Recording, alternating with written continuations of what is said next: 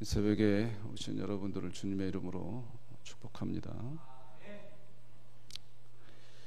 이 솔로몬 왕의 사역에 대해서 역대하에서는 1장부터 9장까지 기록을 해놓고 있습니다. 총 9장이죠. 근데 이 오늘 본문에 다루는 이 성전 건축에 관한 내용은 2장에서 그 중에 7장까지 다루고 있습니다. 그러니까 솔로몬의 어떤 사역 그 치적의 치세 기간의 기록이 역대하의 9장 정도라면 그 중에 뭐 3분의 2 정도죠. 2장부터 7장까지가 이 성전에 관한 내용을 다루고 있습니다. 여러분이 보시는 대로 뭐 어마어마합니다. 어마어마한 공사죠. 건축 공사입니다. 이 짐꾼이 7만 명이잖아요.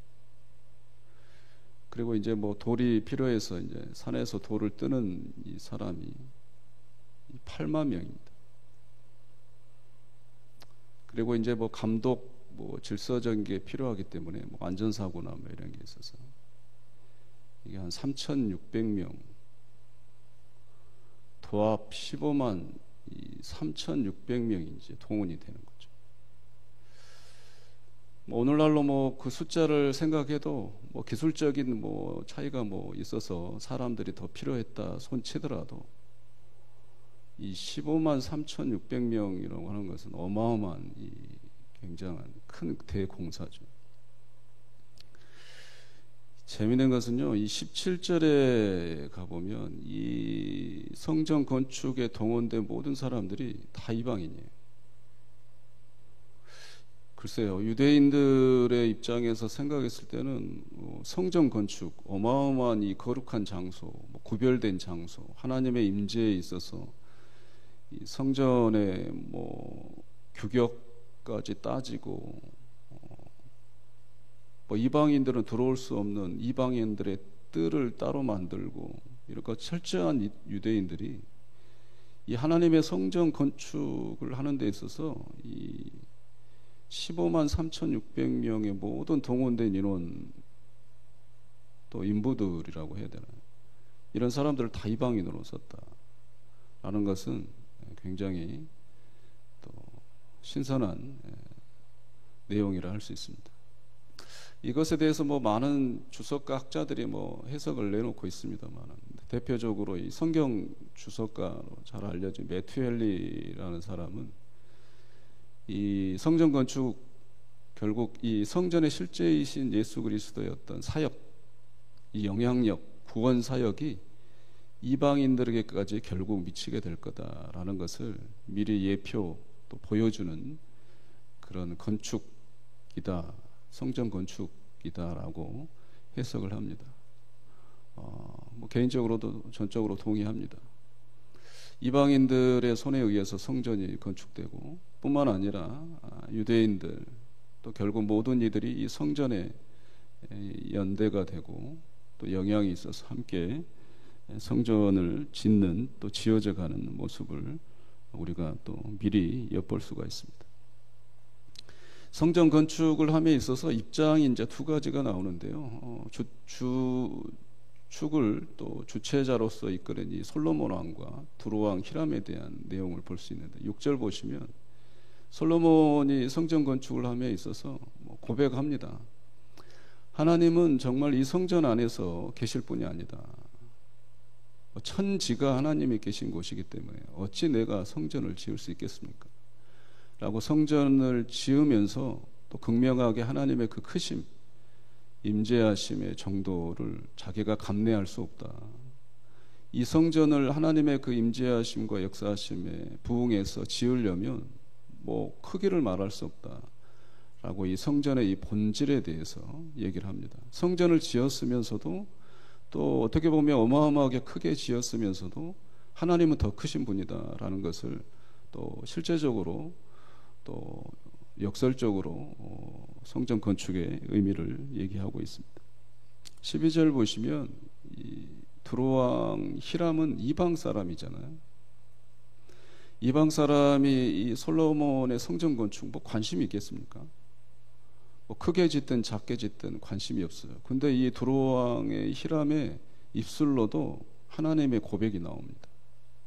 성전 건축을 하려고 하니 그 원조 재료들 기술자들 좀 보내줘라 하는 이 요구에 뭐 선왕 이 다윗 왕과의 어떤 관계 뭐 그런 관계가 있다 해도 성전 건축에 무슨 뭐 자기가 부응할 그런 이유는 없잖아요.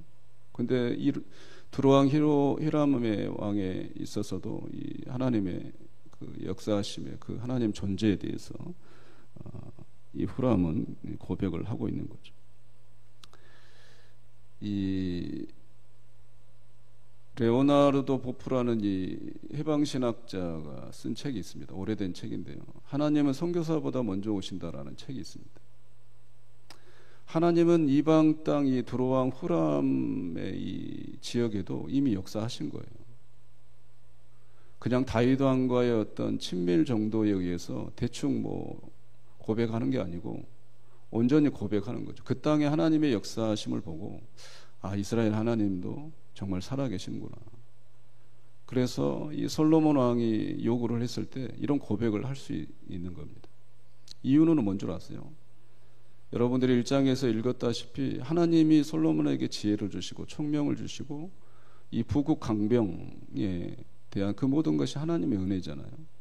그 은혜대로 살았을 때 나라가 부궁해지고 이 부국 강병의 그런 정책이 정말 실현되고 그런 것을 보니 이 두로왕 이 후람이 이런 고백을 할 수밖에 없는 거죠. 결론은 뭐냐? 하나님의 백성은 따로 없습니다. 그냥 은혜로 사는 것을 보여주면 이방 사람들의 입에서 하나님이 고백되어지는 거예요. 똑같이 세상 사람들과 지혜와 뭐 책략과 계략과 술수 수단을 가리지 않고 살아가면 이방 사람들의 입에서 하나님의 이름이 튀어나올 수가 없습니다. 마찬가지로 오늘 본문에서 솔로몬은 무엇으로 산 거예요? 하나님의 지혜와 총명과 주신 그 재능대로 산 거예요.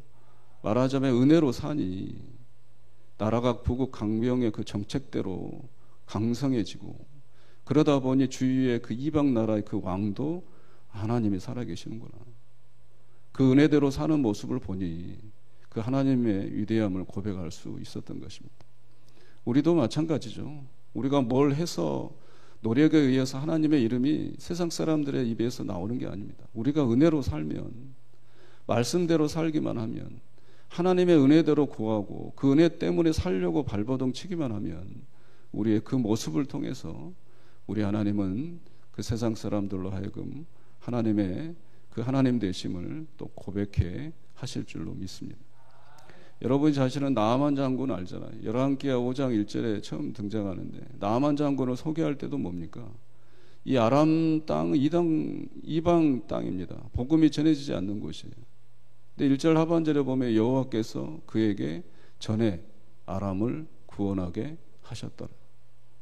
전쟁이 일어났는데 아람이 패망하려고 하는 직전에 하나님께서 이방 나라 이 나아만 장군을 세워서 그 아람 이방 땅 이 나라를 구원하게 하셨다는 거예요. 뭡니까? 복음이 전하지 않았더라도 하나님을 알지 못하는 그 이방 땅에도 하나님의 역사는 이 나아만 장군을 통해서 이미 있었다는 거예요. 선교사님들보다 먼저 사람보다 먼저 가셔서 우리 하나님 일하고 계시는 거예요. 우리가 오늘도 은혜로 사시기를 주의 이름으로 축원합니다. 이 성전 건축 말이 뭐 그렇지 쉽지 않습니다. 뭐 인부만 제가 말씀드렸잖아요. 거리상도 이 만만치 않아요. 뭐 재료들만 이렇게 예루살렘 이 땅으로 들여오는 게 쉽지 않아요.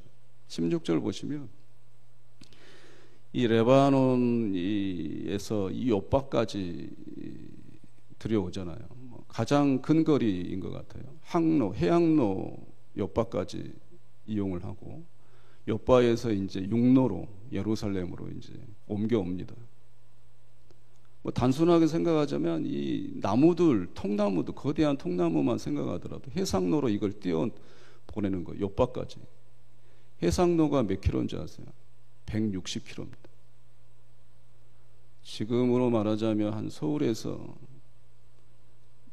대전까지 정도 거리 되나요? 그 거리를 해상로를 통해서 띄어보내는 거예요. 이 목재를.